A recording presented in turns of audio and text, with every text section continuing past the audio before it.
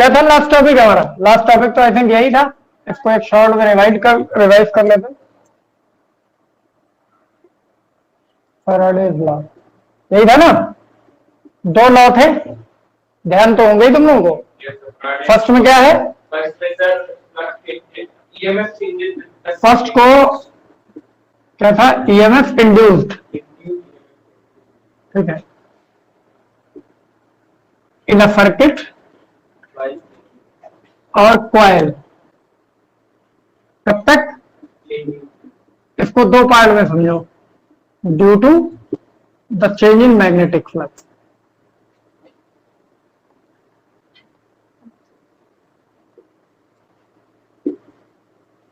ठीक है, linked with coil और सर्किट वो अंडरस्टूड है। और कब तक रहेगा?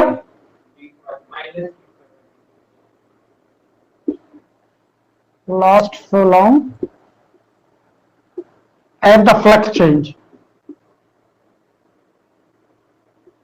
ये थ्री कंडीशन में है, लॉ एक ही है, बट ये क्वेश्चन में अलग अलग तरीके से समझना होगा, इसलिए उसके बेस पे ऑब्जेक्टिव क्वेश्चन कर पाओगे। ईएमएफ इंड्यूस होगा किसी सर्किट और कॉइल में, उसका रीजन क्या होगा वो अलग हो गया, due to the change in magnetic flux. अगर मैग्नेटिक फ्लक्स चेंज नहीं होगा तो किसी कॉइल सर्किट में कोई ईएमएफ इंड्यूस नहीं होगा। इंड्यूस नहीं होगा, वैसे हो सकता है डायरेक्ट पूरा। और ये कब तक रहेगा? Last so long at the flux change. जब तक फ्लक्स चेंज होता रहेगा तब तक ये रुकेगा। तो बेसिकली ये थ्री सेगमेंट में अंडरस्टैंड कर सकते हो। जो दूसरा लॉ था, सेकंड लॉ, वो बहुत सिंपल सा था। ये जो इंड्यूस्ड ईएमएफ है टी, जिसको हमने नोटिस किया, इंड्यूस्ड ईएमएफ को यहां पर अगर नोटिस कर ले, ई से है। फ्लक्स हमें पता है, मैग्नेटिक फ्लक्स क्या होता है? फाई इक्वल्स टू बी है, ठीक है, बी डॉट ए लिख सकते हो वर्ड में, बी ए कॉस। तो ये it is directly proportional to हाँ d phi by D t होता है। अगर नंबर ऑफ टर्म्स भी हैं तो ये एन, पहले एक मिनट समझ लेना, अभी हमने इसमें निगेटिव साइन नहीं लगाया है, अभी तक ये ऐसे ही है। क्या था? ये इन मैग्नीट्यूड है, बट ये जब हम इस तरीके से लिखते हैं तो ये लेंज लॉ इन्वॉल्व हो रहा है, minus N D phi by D T, ये लिख दिया। या नेगेटिव साइन क्या इंड्यूस कर रहा है? Negative sign only indicate that the flux or the induced EMF have the direction such as it opposes the cause which produce it। जो cause इसको प्रोड्यूस करेगा वो उसका क्या करेगा? ये अपोज करेगा। वो क्या? तो लॉ तो हम ये डिस्कस कर चुके थे ऑलरेडी। इसमें जो मेन जो थर्ड लॉ है हमारा वो है लेंज लॉ, ठीक है, ये लॉ, ये इंड्यूस, तो इसको नोटिस कर लेते हैं। The direction of induced EMF is such that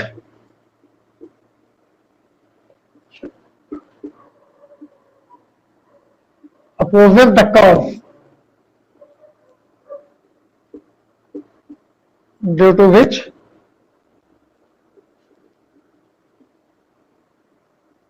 it produces। ये है लेंज लॉ।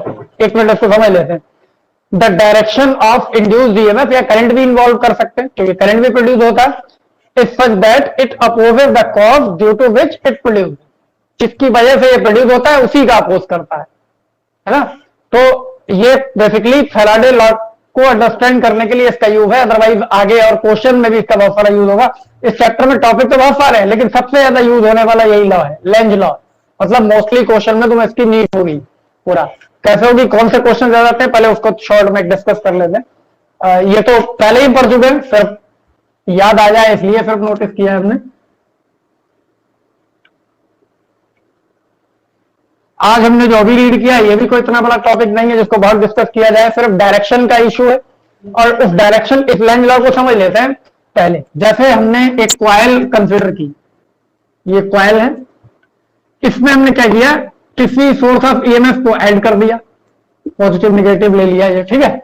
इसमें एक करंट, डेफिनेटली ये कॉइल है, इसमें करंट फ्लो होना स्टार्ट हो जाएगा। आपने पोटेंशियल डिफरेंस अप्लाई कर दिया। जो करंट इसमें अभी प्रेजेंट में फ्लो हो रहा है वो एक्चुअली कैपिटल आई से रिप्रेजेंट कर रहा है, इसको हम सपोज कर सकते हैं मेन करंट, वो जो सर्किट के थ्रू आ रहा है, डायरेक्ट इन्वॉल्व किया, ये हो गया मेन करंट। अब इसमें क्योंकि ये कॉइल है, कॉइल इंडक्शन कॉइल है, मींस नॉर्मली ये क्या है? सोलेनाइड है पूरा, तो इसमें इंडक्टेंस भी होगा और ये करंट कैरिंग कंडक्टर भी है। Current carrying conductor Oersted experiment के अकॉर्डिंग क्या करता है, अपने चारों तरफ एक मैग्नेटिक फील्ड प्रोड्यूस कर लेता है। इसका मतलब मैग्नेटिक फील्ड लाइंस जो भी इसके डेवलप हुई हैं वो सारी की सारी इन टर्म से पास आउट हो रही है, और टर्म का पर्टिकुलर कोई एरिया होगा, मतलब ये लाइक अ लूप वर्क कर रही है कंडक्टर, तो इसका मतलब मैग्नेटिक फील्ड लाइंस एक पर्टिकुलर एरिया से क्रॉस हो रही है, और जहां कहीं भी ऐसा होगा the magnetic flux will introduce there, है ना, वहां पे मैग्नेटिक फ्लक्स तो आ ही जाएगा, और मैग्नेटिक फ्लक्स आ जाएगा। और ये अगर करंट में वेरिएशन होता है, जैसे इसको हम वेरी कर रहे हैं मेन करंट को 0 से 1 एम्पियर, 2 एम्पियर, 3 एम्पियर, तो ये वेरिएशन क्या करेगा, उस मैग्नेटिक फील्ड को भी वेरी करेगा, और मैग्नेटिक फील्ड वेरी होने की वजह से क्या होगा, मैग्नेटिक फ्लक्स चेंज होगा, और मैग्नेटिक फ्लक्स चेंज होने की वजह से अभी हमने फर्स्ट लॉ में देखा क्या होगा, ईएमएफ इंड्यूस हो जाएगा, यहां भी एक और ईएमएफ इंड्यूस होगा, और वो इंड्यूस ईएमएफ क्योंकि कॉइल किसमें है, क्लोज सर्किट में, अपने साथ साथ एक करंट भी इंड्यूस करेगा, वो क्या होगा, इंड्यूस करंट, ठीक है ना। तो इंड्यूस करंट जो करेगा उसको हम आई से रिप्रेजेंट कर लें, आई से, ये क्या है, इंड्यूस करंट, ये हमने ले लिया इंड्यूस करंट को स्मॉल आई से रिप्रेजेंट कर लिया। अब इस लॉ को अंडरस्टैंड करना है क्या है, यहां पर हमने इंड्यूस्ड ईएमएफ, ठीक है, और इसको और ऐड कर दें तो, और इंड्यूस करंट, ठीक है, दोनों के लिए यूज कर लिया, एक ही बात है वैसे, बेसिकली इंड्यूस ईएमएफ होगा तभी तो इंड्यूस करंट होगा। यहां अभी ये आई हमने शो किया, किधर है, कहां है, इधर जा रहा है उधर जा रहा है, ये कुछ भी शो नहीं किया। अब यहां दो केस हैं, ये आई की वैल्यू जो हमने नोटिस की, यहां पे देखो 0 एम्पियर थी, हमने इसको 1 एम्पियर कर दिया, फिर 2 एम्पियर कर दिया, फिर 3 एम्पियर कर दिया, फिर 5 एम्पियर कर दिया, इन एम्पियर्स हैं ये सारे के सारे। तो हम क्या कर रहे हैं, we are increasing the main current, increase कर रहे हैं ना, तो करंट इंक्रीज कर रहे हैं मतलब मैग्नेटिक फील्ड इंक्रीज होगा और मैग्नेटिक फ्लक्स ज्यादा होगा, ठीक है। तो ये जो इंड्यूस करंट होगा यहां पर जो डेवलप हुआ उसका डायरेक्शन इस कॉइल में एक्चुअली क्या होगा, अगर ये मेन करंट का डायरेक्शन हम इधर सपोज कर रहे हैं, ये आई को रिप्रेजेंट कर रहा है, तो इंड्यूस करंट का डायरेक्शन इधर होगा, ये इसको डिक्रीज करने की कोशिश करेगा क्योंकि एसी के वजह से खुद प्रोड्यूस हो रहा है, तो ये रिवर्स डायरेक्शन में फ्लो होगा। तो ये हम ध्यान रखेंगे कि सर्किट में अगर मेन करंट जिसके थ्रू वो इंड्यूस हो रहा है वो क्या हो रहा है, बढ़ाया जा रहा है, इंक्रीज किया जा रहा है, तो इंड्यूस करंट का डायरेक्शन उस मेन करंट के अगेंस्ट अपोजिट हो जाएगा। अब एक दूसरी सिचुएशन अंडरस्टैंड कर लेते हैं सेम कॉइल की, यहां पर भी हमने कोई सेम सोर्स है, इसमें हमने आई की वैल्यूज को क्या किया, रिवर्स कर देते हैं, 5 थी 4 की 3 कर दी, 4 कर दी, 1 कर दी, सॉरी 4 3 2 1 0 फाइनली, ठीक है। अब इसको रिवर्स देने ला रहे हैं, मतलब करंट को डिक्रीज कर रहे हैं, करंट पहले की तरह इसी डायरेक्शन में मेन करंट। अब ये क्या करेगा, अब मैग्नेटिक फ्लक्स भी डिक्रीज हो रहा है क्योंकि करंट की वजह से मैग्नेटिक फील्ड और उसकी वजह से मैग्नेटिक फ्लक्स, तो इंड्यूस करंट जो डेवलप होगा वो अपना डायरेक्शन अडॉप्ट करेगा along to the direction of main current to increase the main current. तो लेंज लॉ का बेसिक ये है कि जो भी कुछ हो रहा है ये उसका अपोजिट करेगा, उसका अपोज करेगा।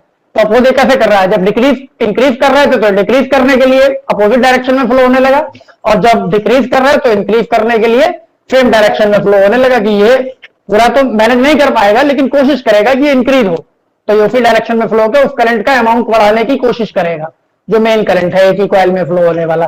तो ये लेंस एक और तरीके से इसको समझ सकते हैं, अगर हम यहाँ पर एक मैग्नेट कंसीडर कर लेते हैं, इसलिए चेक करो बोर्ड का विजुअल कंप्लीट है यहाँ तक, तो वहीं तक नोटिस करें, यहाँ तक है वो टाइम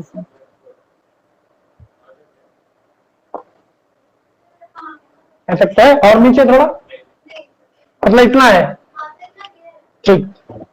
तो ये जैसे हमने एक मैग्नेट कंसीडर कर लिया, ठीक है, मैग्नेट में 2 पोल्स होते हैं सबको पता है, एक साउथ है एक नॉर्थ है, इसके सामने एक कॉइल है, ये सर्कुलर कॉइल, इसमें 2 मोशन पॉसिबल है, इस मैग्नेट को हम इधर ले जाएं या उधर ले, मतलब मूव कराएं। फैराडे ने भी एक्सपेरिमेंट यही किया था, और जो तुम लोगों ने इलेक्ट्रोमैग्नेटिक इंडक्शन पढ़ा है वो मैग्नेटिक फ्लक्स फेनोमेना डायरेक्टली आपने लिख ली है, बट प्रॉपर एक्सपेरिमेंट के थ्रू क्या हुआ, whenever the relative motion being between a magnet and a coil, an EMF is produced in the coil named as the induced EMF. If the coil is in closed circuit, a current is also induced in that coil called induced current, and the phenomena is called electromagnetic induction.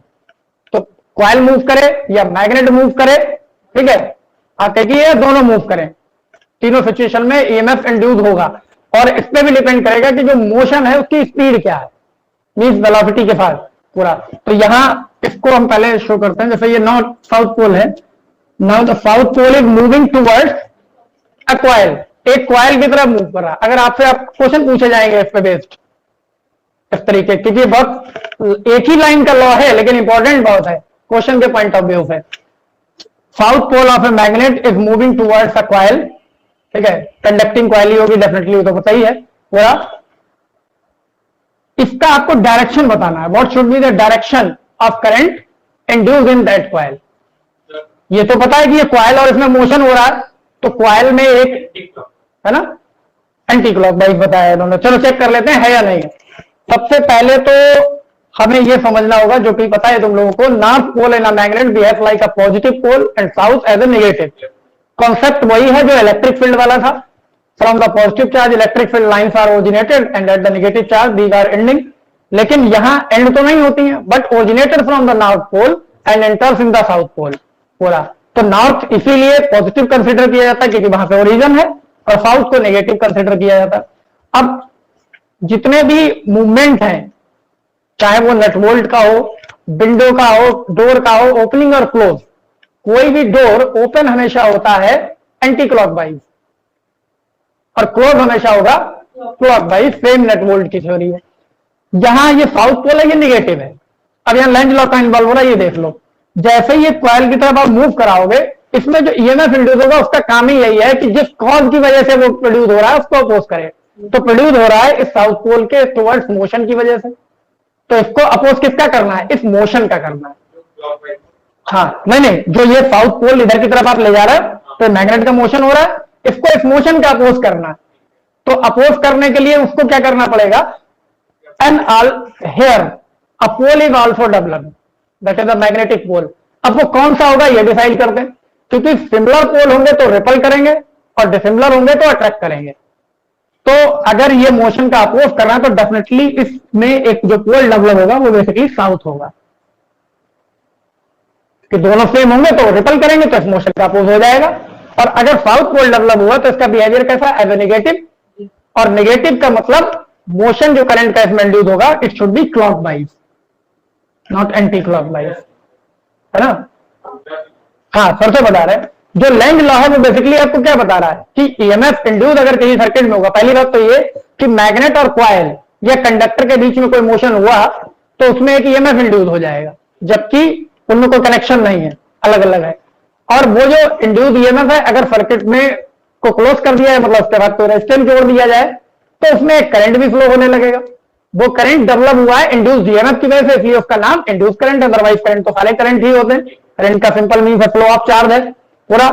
अब law को जब यहां apply करें, यहां क्या हो रहा है, अब south pole of a magnet is moving towards a coil, ठीक है। अब इस कॉइल में से जो मैग्नेटिक फील्ड लाइंस है वो पास होंगी, इसका मतलब इस कॉइल में एक मैग्नेटिक फ्लक्स डेवलप हो गया। लेकिन due to the motion of coil the rate of change of magnetic flux is here. इसका जो मैग्नेटिक फ्लक्स डेवलप हुआ है उसका रेट चेंज होगा टाइम के साथ, क्योंकि मैग्नेटिक फील्ड जितना क्लोज होती जाएगी उतना स्ट्रांग होता जाएगा पूरा। तो मैग्नेटिक फ्लक्स रेट में चेंज हो रहा है, तो सिंपल है कि फैराडे लॉ अप्लाई हो गया, ईएमएफ इंड्यूस हो गया। ईएमएफ इंड्यूस हो गया तो अगर ये क्लोज है तो इसमें एक करंट भी इंड्यूस हो गया, और उसी करंट का डायरेक्शन की हम बात कर रहे हैं। अब उस इंड्यूस करंट को करना क्या है, वो उसका अपोज करेगा जिसकी वजह से वो प्रोड्यूस हुआ। तो वो प्रोड्यूस किसकी वजह से हुआ, अगर ये मैग्नेट रोक दी जाए क्या वो प्रोड्यूस होगा, नहीं। तो हो रहा है इस मैग्नेट के मोशन की वजह से, तो वो इस मैग्नेट के मोशन को रोकने की कोशिश करेगा। रोकने के लिए उसके पास ऑप्शन क्या है, कोई एक्सटर्नल फोर्स मैकेनिकल तो है नहीं उसके पास। उसके पास ऑप्शन सिर्फ ये है कि वो यहां जो पोल डेवलप हो पूरा, वो पोल इस तरीके का होना चाहिए कि इस मोशन को अपोज कर दे। अगर यहां नॉर्थ डेवलप हो जाएगा तो वो अट्रैक्ट करने लगेगा, मोशन और तेज हो जाएगा, ठीक है। लेकिन इसको क्या करना है, अपोज करना है, तो यह साउथ डेवलप होगा इस कॉइल पे, और फिर ये दोनों साउथ हो जाएंगे, मतलब रिपल करना स्टार्ट कर देंगे। इसके एक्सेलरेशन जैसे समझते हैं ना, तो रिटार्डेशन क्रिएट कर देंगे एक तरीके से इसके मोशन। तो और साउथ पोल का मतलब नेगेटिव है, नेगेटिव का मतलब क्लॉकवाइज है, तो इसमें जो इंड्यूस करंट का डायरेक्शन होगा वो क्लॉकवाइज हो जाएगा। ये सिचुएशन ये है, ऐसा आपके डायग्राम के साथ क्वेश्चन पूछे जाते हैं कि मोशन हो रहा है अब दूसरी कंडीशन, इसको रब कर देते हैं पहले। ये ऊपर वाली तो बात समझ में आ गई ना, इंक्रीज डिक्रीज वाली वेदांत, यहां तो कोई इश्यू नहीं है। लॉ भी रब कर देते हैं, थ्योरी की कोई नीड तो है नहीं। ये एक सिचुएशन थी, हम इसको फर्स्ट से कंसीडर कर लेते हैं, ठीक है। अब यहां पर देख लेते हैं सेकंड सिचुएशन, सेकंड वाली। सेकंड में इसी को सेम डायग्राम कंसीडर करते हैं। ये साउथ पोल है, ये नॉर्थ पोल है। अब हम इसका मोशन, ये मोशन इधर था, इधर क्रिएट कर देते हैं, फिर से वही कॉइल ले लेते हैं, ठीक है। और अब ये मोशन किधर हो रहा है, south pole is moving away from that coil. पहले टुवर्ड्स था, अब किधर जा रहा है, उससे दूर जा रहा है। दूर जा रहा है तो वो दूर जाने का अपोज करना होगा उसको, तो उसके लिए ऑप्शन क्या है उसके पास, नॉर्थ पोल क्रिएट होगा। नॉर्थ होगा तो अट्रैक्ट करने लगेगा, दूर जाने का अपोज करेगा, मतलब यहां डेवलप पोल नॉर्थ होगा इसके फेस पे। और नॉर्थ पोल अगर डेवलप हुआ तो करंट का direction anti clockwise. Anti clockwise मतलब ये इंड्यूस करंट होगा इसमें पूरा। ये अब एक चीज और समझनी है, एक चीज और समझनी है, वो भी बहुत जरूरी है। जो पोल इसके सामने होगा अबे और टुवर्ड्स, उसी को कंसीडर करना है। मतलब वैसे तो अगर देखा जाए तो इधर हम ये भी तो बोल सकते हैं north pole is moving towards, लेकिन नहीं, जो सामने वाला है। ऐसे तो जब हम इधर ले जा रहे हैं तो नॉर्थ भी तो उधर मूव कर रहा है, कंसीडर ये किया जाएगा ना कि ये जो फ्रंट में होगा। ऐसा यहां जब अबे जा रहे हैं तो अबे तो नॉर्थ भी जा रहा है और वो ज्यादा अबे है, लेकिन हम कंसीडर किसको कर रहे हैं, साउथ को, जो in front of the coil है। ऐसा ही थर्ड सिचुएशन में अगर हम बात करें, अब वही पोजीशन को चेंज कर देते हैं। अब यहाँ पर नॉर्थ साउथ इधर कर लेते हैं, अब फिर से टुवर्ड्स वाली सिचुएशन ले लेते हैं। फिर से यहां डेवलप होने वाला पोल नॉर्थ ही होना चाहिए, क्योंकि उसको अपोज करना है नॉर्थ के उधर जाने का। और नॉर्थ अगर डेवलप हुआ तो फिर से ये करंट का डायरेक्शन क्या होगा, एंटी क्लॉकवाइज। मतलब ये बात ठीक से समझ में आ गई है। और फोर्थ वाली सिचुएशन में सरफेस को बनाते हैं नॉर्थ। इसमें याद रहा, एक बार विजुअल लास्ट तक का चेक कर लेना, प्रॉब्लम हो सकती है इसमें क्योंकि ज्यादा साइड में हो गया। तो खैर अभी फिलहाल हम इसको नॉर्थ साउथ वैसे ही ड्रॉप कर रहे हैं। अब अवे की सिचुएशन में लेना है इसको, अवे जाना है। अब इस अवे जाने का अपोज करना है, मतलब अट्रैक्शन चाहिए होगा, है ना, ठीक है। तो यहाँ साउथ डेवलप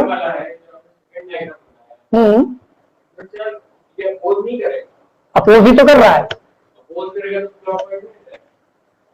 नहीं अपोज करने से मतलब क्लॉकवाइज नहीं है। तुम्हें प्रिपेयर करना है पोल कौन सा डेवलप हुआ उसे देख के। तो अपोज करने का मतलब ये अबे जा रहा था, इसको टुवर्ड्स लाने की कोशिश करेगा। तो टुवर्ड लाने के लिए क्या करना पड़ेगा, इसको अट्रैक्ट करना पड़ेगा ना। तो अट्रैक्ट करने का मतलब अपोजिट पोल क्रिएट होगा। साउथ अवे जा रहा है तो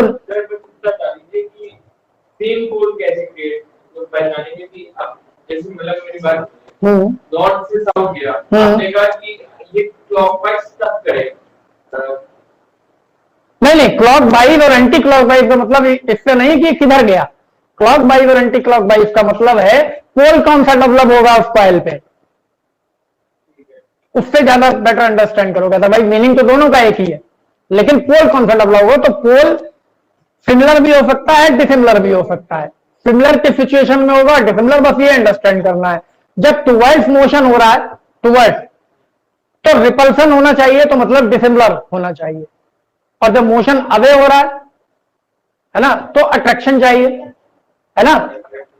तो वही सिचुएशन है। एक बार फिर से देख लो, फर्स्ट सिचुएशन में हमने बोला south pole is moving towards a coil, तो इसकी तरफ जा रहा है, तो इसका अपोज करने के लिए इसको सेम फ्रंट पे साउथ ही डेवलप करना होगा, क्योंकि ये अपनी तरफ से रिपल करने से, हाँ, इसको मोशन का अपोज करेगा, क्योंकि उसको वही इसका काम है। और जैसे ही साउथ है तो साउथ एज ए नेगेटिव है, नेगेटिव का मतलब क्लॉकवाइज, नेगेटिव का मीनिंग। हाँ, सेकंड वाले में नहीं, हमने उसमें भी वही किया। अब क्या हो रहा है, south pole is moving away, तो ये दूर जा रहा था ना, तो दूर जाने से रोकना है। जिस वजह से हो रहा है उस वजह का अपोज करेगा, रीजन। तो दूर जाने से रोकने के लिए पहले रिपल्सन क्रिएट किया था, अब अट्रैक्शन क्रिएट करना पड़ेगा। मतलब साउथ है तो नॉर्थ डेवलप हुआ, और नॉर्थ इज पॉजिटिव, और पॉजिटिव का मतलब करंट का डायरेक्शन जहां भी जा रहा है वहां जाने से रोकना है, मतलब अवे और टुवर्ड्स। अगर टुवर्ड्स आ रहा है, हाँ हाँ, बस उसके अकॉर्डिंग कंसिडर करना है। और ये भी ध्यान रखना है कि कौन सा पोल सामने है, क्योंकि जब हम पूरी मैग्नेट को देखेंगे तो मूव तो दोनों ही कर रहे हैं, तो अगर अवे की सिचुएशन में नॉर्थ भी अवे है और साउथ भी अवे है, बट हमें देखना ये है कि जो फ्रंट में है वो, जैसे इसको हम अगर रिवर्स करके बना दें, नॉर्थ को उधर कर दें, साउथ को उधर, हाँ, तो बेसिकली नॉर्थ अवे कंडीशन होगी। तो ये 4 सिचुएशन है जिन पे बेस्ड क्वेश्चन रहते हैं। एनसीईआरटी का पहला क्वेश्चन ही इसी टॉपिक पे है। फर्स्ट एक्सरसाइज का क्वेश्चन करोगे तो उसमें क्वाइल्स का इसी टॉपिक पे, इसी को ठीक से अंडरस्टैंड करना है।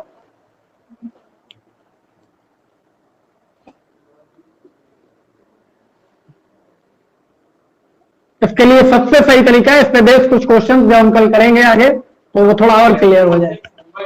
पहले मतलब जैसे आज शाम को देख लिया, लगा लिया, हाँ, ऐसा भी कर सकते हैं। अब इसके बाद में क्या करना है, हमें 1.5 तक तो कोई बहुत ज्यादा इशू नहीं है, क्योंकि ऑलमोस्ट ये सब हमारा पड़ा हुआ था। अब जो नई चीजें हैं, हाँ, उसी का वार्ड है। एक्चुअली इस सब इलेक्ट्रोमैग्नेटिक इंडक्शन में रोल सिर्फ फैराडे का नहीं है कंक्लूजन में, और भी साइंटिस्ट है लाइक हेनरी, पूरा हेनरी ऑलवेज एक्सपेरिमेंट है, फैराडे एक्सपेरिमेंट है, ये सारे एक्सपेरिमेंट है पूरा। उन एक्सपेरिमेंट के कंक्लूजन से आप लॉ के फॉर्म में पढ़ रहे हो पूरा, तो बट ये कि लॉ के फॉर्म में आप पढ़ ले तो वो सारे अंडरस्टैंड हो जाते हैं। दूसरा तरीका ये कि आप सारे कंक्लूजन पढ़ो, उनको मिक्स कर दो, तो वही लॉ उतना ज्यादा स्पेसिफाइड कर लेगा, बट पढ़ना सब होता है, अंडरस्टैंड करने लिए नहीं, आप अवॉइड नहीं कर सकते कुछ भी। तो यहाँ जो नेक्स्ट टॉपिक हमारा इससे रिलेटेड होगा वो होगा सेल्फ इंडक्शन, ठीक है। और एक चीज और ध्यान रखनी है, इसमें बहुत मिस्टेक करते हैं बच्चे, इसमें 2 वर्ड आएंगे, कौन कौन से, इसमें कुछ प्रॉब्लम है क्या? 2 वर्ड आएंगे, एक इंडक्शन और एक इंडक्टेंस। ये ध्यान रखना, फेनोमेना कौन सी है और फिजिकल क्वांटिटी कौन सी है, ठीक है। एक तो इसमें फिजिकल क्वांटिटी है, एक फेनोमेना है। फेनोमेना ये है, इंडक्शन फेनोमेना है। जब इंडक्टेंस आएगा तो उसका meaning basically coefficient of self induction होगा, जिसको हम सेल्फ इंडक्टेंस लिखेंगे तो उसका मीनिंग होगा कोफिशिएंट ऑफ सेल्फ इंडक्शन। तो ये फेनोमेना है। अब ये फेनोमेना क्या है? फेनोमेना सिर्फ ये कि अगर एक कॉइल है हमारे पास में, ठीक है, ये कॉइल हमने कंसीडर कर ली, कॉइल को जब भी बनाना ओपन रखना, क्लोज मत करना कभी, अदरवाइज वो कॉइल नहीं होगी, है ना, फिर वो रिंग बन जाएगा पूरा। बहुत सारे हमने देखा बच्चे पूरा सर्किल कंप्लीट कर देते कि कॉइल है, तो कॉइल तो बचती नहीं वो। तो ये इसमें क्या है, करंट फ्लो हो रहा है, क्लॉक बाई गो एंटी क्लॉक बाई गो, अभी मीनिंग ये नहीं है, अभी मीनिंग सिर्फ करंट फ्लो कराने से।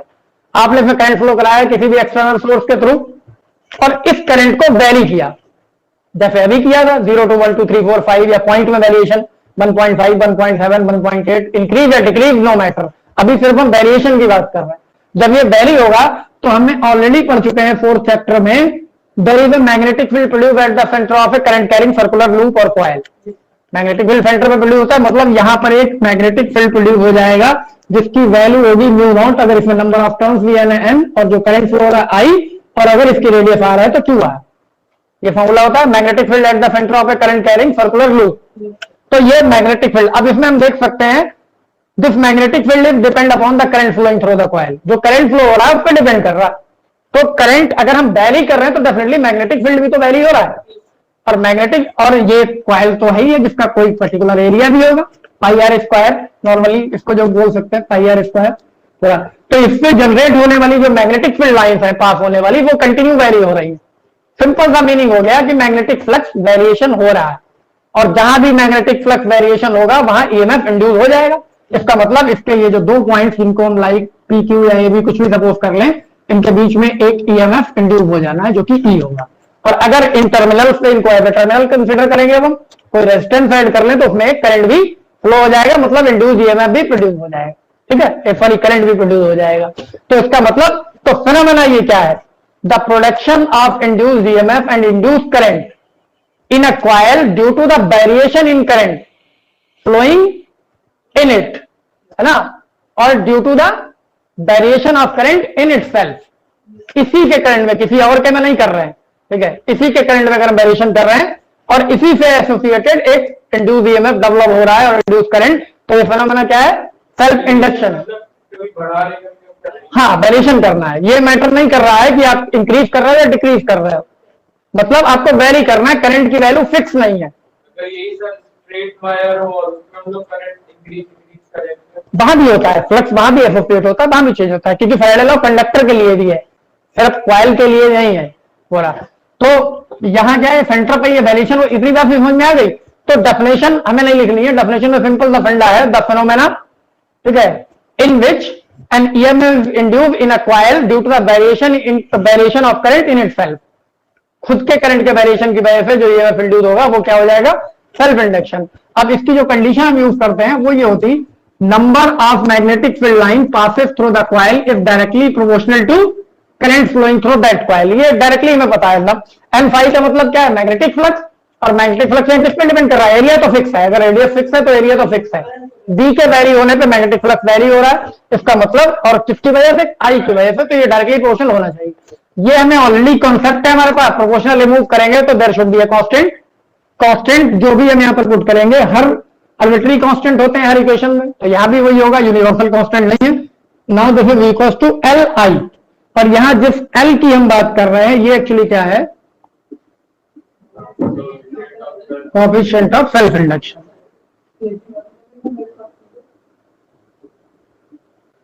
और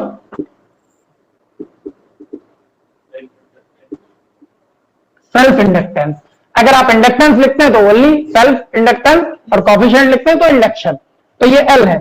और यहां पे अगर हम इसका फॉर्मूला फाइंड आउट करें तो L equals to L phi upon I होगा, और इसका यूनिट होगा हेनरी, ठीक है। साइंटिस्ट के नेम पे है, नॉर्मली ये गलत तरीका है लिखने का, साइंटिस्ट का नेम है तो स्मॉल लेटर से लिखना चाहिए, ठीक है। हेनरी इसका यूनिट है, एन फाइव, ये इसका फॉर्मूला हो गया एन फाइव। यहां अगर हम इसको डिफाइन करना चाहें, जैसे कि सब्जेक्टिव एग्जाम्स में हमें जरूरत पड़ती है, तब क्या बोलेंगे, आई की वैल्यू 1 पुट कर देंगे, मतलब करंट यूनिट हो गया, एन फाइव हो गया। तो लेकिन जब भी हम दो क्वांटिटी इक्वेट करके लिखते हैं तो एक चीज तुम लोग ध्यान रखना, वैसे तो ये मिस्टेक्स आपके अकेडमिक्स में अवॉइड कर दी जाती है, मतलब आप थोड़ा बहुत गलत लिखते हैं, टीचर कहता है ठीक है बच्चे ने पढ़ाया, नंबर 2 1 नंबर का क्वेश्चन है, कहां इसमें कट करोगे, लेकिन बेसिक्स ध्यान रखना चाहिए। जब भी हम दो फिजिकल क्वांटिटी को इक्वल लिखते हैं किसी डेफिनेशन को फॉर्म करने के लिए, तो ये तो हमें पता है दो फिजिकल क्वांटिटी अगर एक ही होती तो दो नाम रखने की क्या जरूरत थी साइंटिस्ट को, तो सेम तो हो ही नहीं सकती, अलग अलग होंगी। हम तो कंपेयर कर रहे हैं कि इस सिचुएशन में ये इक्वल है, तो आपको लिखना चाहिए, अभी बताते हैं, the self inductance of a coil is equals to the numerical value of, numerical value, without numerical अगर आप लिखा है तो वो गलत है, वो एक अलग बात है, चेक हो जाता है। Numerical value of number of magnetic field lines passes through that coil when the current flowing through the coil is unit। जब कॉइल में फ्लो होने वाला करंट 1 एम्पियर हो, यूनिट का मतलब 1 एम्पियर, या सीजीएस यूनिट यूज करें तो उसके अकॉर्डिंग कब 1 होगा, बोला तो number of magnetic field line के इक्वल होगा, क्योंकि ये number of magnetic field line है न्यूमेरिकली इक्वल। जनरली ये दो अलग अलग क्वांटिटी है, this is the coefficient of self induction and this is the number of magnetic field line पूरा। तो एक डेफिनेशन तो इसकी यहां से हो गई, एक फॉर्मूला हो गया। एक ये और वे में पूछा जाता है क्वेश्चन में, वो होता है in terms of the induced EMF, क्योंकि यहां क्या हुआ, ईएमएफ इंड्यूस हुआ, और अगर आपसे इसका ये कोएफिशिएंट पूछा जाए in terms of the induced EMF, किसी क्वेश्चन में इंड्यूस्ड ईएमएफ दे रखा है, ये कुछ गिवन ही नहीं है, तो फिर आप कैसे फाइंड आउट करेंगे, और करंट पता है आपको, डायग्राम रख कर लेते हैं, यहां पर देख लो, तब हमारी कंडीशन होगी ये, अगेन इसी का यूज करेंगे, N phi equals to L I, और इसको हम क्या कर रहे हैं, डिफरेंशिएट कर देते हैं, किसके रिस्पेक्ट में, विद रिस्पेक्ट टू टाइम, क्योंकि वेरिएशन कब आएगा, टाइम के साथ आएगा ना वेरिएशन, तो टाइम के रिस्पेक्ट में वैरी कर देते हैं, तो ये हो जाएगा N D phi by D T, और यहाँ L constant on outside D I by D T, ये हमें पता है क्या है, ठीक है। अकॉर्डिंग टू फैराडेज लॉ लिख के लिखो या डायरेक्टली लिख लो, because E equals to minus N D phi by D t with sign अगर लिखें तो, ठीक है। तो इसका मतलब इस N D phi by D t के प्लेस में माइनस ई लिखा जा सकता है ना, तो यहां पर हो गया minus E equals to L D I by D T. और हमने बात की जब डेफिनेशन लिखी थी न्यूमेरिकली या इन मैग्नीट्यूड, तो न्यूमेरिकली यूज करने के लिए हम इसको मॉड लिख दें, हो गया ना न्यूमेरिकली है D I by D T. तो यहां से जो एल की वैल्यू है वो एक्चुअली क्या होगी, mod E upon D I by D T, तो पूरे पार्ट ले जा रहा है ना टोटली। तो ये फॉर्मूला आ गया किसमें, इंड्यूस्ड ईएमएफ के टर्म में, और rate of change of current के। मैग्नेटिक फ्लक्स का रेट क्यों आया, क्योंकि करंट का भी तो रेट होगा चेंज होने का, तो यहां कंडीशन क्या आ गई, mod E upon D I by D T. यहां से फिर वही सिचुएशन यूज कर सकते हैं। पहले हमने करंट को यूनिट सपोज किया था, अब हम rate of change of current को यूनिट सपोज कर लें, मतलब 1 एम्पियर पर सेकंड पूरा। तो ये L इक्वल्स टू मॉड ई हो जाएगा। अब यहां पे हम नोटिस कर सकते हैं the coefficient of self induction of a coil is numerically equal to the EMF induced in that coil when the rate of change of current in that coil is unit पूरा। तो यहां से ये दूसरी definition हो जाती है। तो ये दो रिलेशन हैं जो यूज होंगे, एक ये और एक ही ऐसे ही। अभी ये इंडक्शन आगे भी चलेगा और टॉपिक में इतना फिलहाल रीड करके आओ, ठीक है। अब इसमें कोई डाउट हो तो वो फिर डिस्कस कर लेना।